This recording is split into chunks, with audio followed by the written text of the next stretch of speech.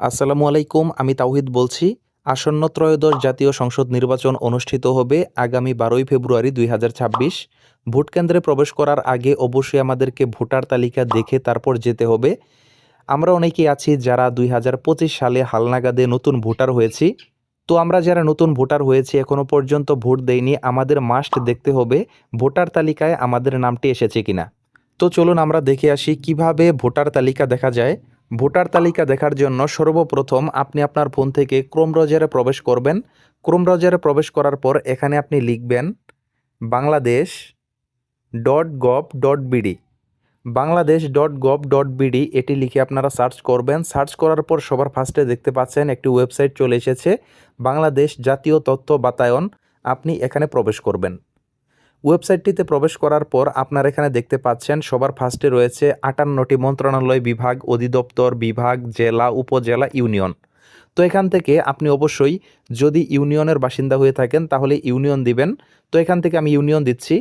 Union দেওয়ার পর এখানে আপনি দেখতে পাচ্ছেন বিভাগ বাছাই করুন, এখানে ক্লিক করবেন। ক্লিক করে আপনি যেই বিভাগের বাসিন্দা বা আপনি যেই বিভাগের ভোটার সেই বিভাগটি এখান থেকে সিলেক্ট করবেন।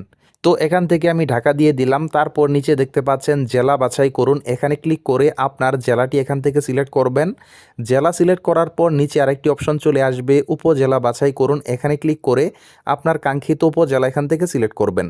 উপজেলা সিলেক্ট করার পর এখানে আপনি আপনার ওই উপজেলার অধীনে যে কয়টি ইউনিয়ন রয়েছে সেই ইউনিয়নগুলো এখানে চলে আসবে। আপনি যেই ইউনিয়নের বাসিন্দা বা যেই ইউনিয়নের ভোটার, যেই ভোটার লিস্ট দেখতে চাচ্ছেন সেই ইউনিয়নের উপরে ক্লিক করবেন।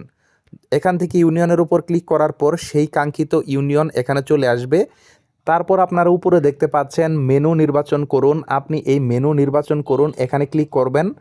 ক্লিক করার পর এখানে দেখতে পাচ্ছেন সবার ফার্স্টে 2 নম্বরে রয়েছে ইউনিয়ন পরিষদ। আপনি এখান থেকে ইউনিয়ন পরিষদের উপর ক্লিক করবেন। ইউনিয়ন পরিষদে ক্লিক করার পর বাম পাশে আপনারা দেখতে পাচ্ছেন অনেকগুলো অপশন রয়েছে। তো এখান থেকে আপনাদেরকে ভোটার লিস্ট দেখতে হবে, এখানে আপনি খুঁজবেন কোথায় ভোটার লিস্ট রয়েছে। আপনারা দেখতে পাচ্ছেন আমার এখানে কোনো প্রকার ভোটার লিস্টের কোনো অপশন নেই।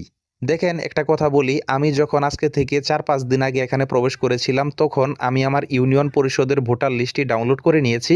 এবারের ত্রয়োদশ জাতীয় সংসদ নির্বাচন হবে আপনার 12 তারিখে। 12 তারিখের 2-3 দিন আগেই এই লিস্ট প্রকাশ করা হবে।